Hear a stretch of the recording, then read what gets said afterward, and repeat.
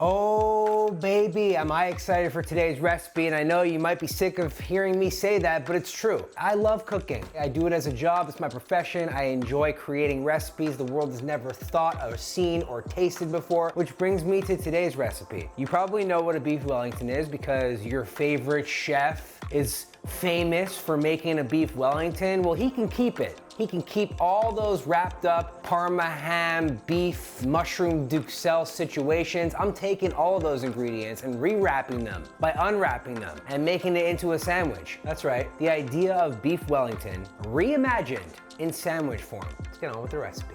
Shots fired, no shots fired, I don't even care because this thing that I'm about to present to you guys was so incredibly delicious. It gives me everything I love about a Beef Wellington, but in the form of a sandwich. And yeah, it might be messy and yeah, it might be unconventional, but I'm a little messy and I'm a little unconventional. Now, what you see me doing right now is chopping up some shallots just so that they can run through the food processor easier. And I'm doing the same thing with some mushrooms. These are the two ingredients for the base of this mushroom duxelle. And if you've never made a mushroom duxelle before, the amount of flavor inside of it is incredible. So much so that you could just make a bunch of it, keep it on the side, slather it on toast, put it inside eggs, or dare I say, just eat it with a spoon. But before we go on that journey to Duxelleville, or whatever you want to call it, I'm gonna make the buns. And traditionally, Beef Wellington is made with puff pastry, so I'm gonna keep that tradition going by throwing that tradition in the garbage and making the buns out of puff pastry. And in order to get a glossy and golden brown color, I'm gonna hit them with a little bit of an egg wash and then toss them in the oven. Now back to the duxelle, and first I'm gonna melt a bunch of butter and then add the shallots just to get them a little bit soft.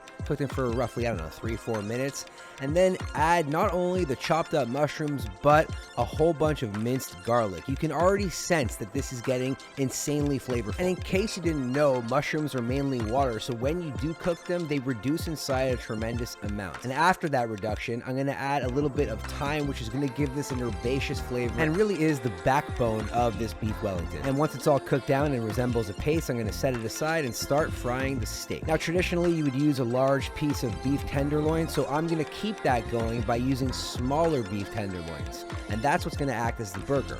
Hit it with a little bit of salt and pepper, and that's all I'm gonna need because of the rest of the flavor that's going inside this sandwich. And remember I said that thyme is the backbone of this entire thing? Well, it's true. And in order to finish this steak, I'm gonna hit it with a little bit more butter and add some thyme, and then just spoon over the butter to help cook it. Set this aside to rest before using the residual fond to just sort of heat through and slightly crisp up the prosciutto. It is so important to let your meat rest, whatever the cut of meat. That way the juices will redistribute and it'll keep this thing moist. Now, this is a cured meat, so essentially it's already cooked. All I'm trying to do is give it a little bit more texture so that it'll sit on this burger perfectly. Now, normally you would use some Dijon mustard and coat the entire piece of meat and then wrap it up in the duxelle and the prosciutto. So with that, I'm gonna make a honey mustard version using regular honey and Dijon mustard. That's it. Now, for the layers in this sandwich or burger, whatever you want to call it, we got a piece of the puff pastry.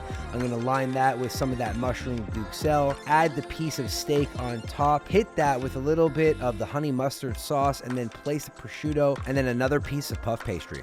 And here we have it, okay? Like I said, the buns are made out of puff pastry. We have a mushroom duxelle condiment. We have some lightly fried steak, which was fried in butter and a little bit of thyme, some prosciutto, and then for the sauce, a honey Dijon mustard situation.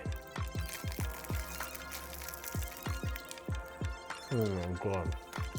Oh, the steak moves. You know, I would do this again, probably make it a regular ground beef burger. Or not, I don't even know. I hope you guys like this video. Leave a comment down below if there's something else you want to see my brain come up with. Give this video a thumbs up, and I'll see you on the next one. Bye.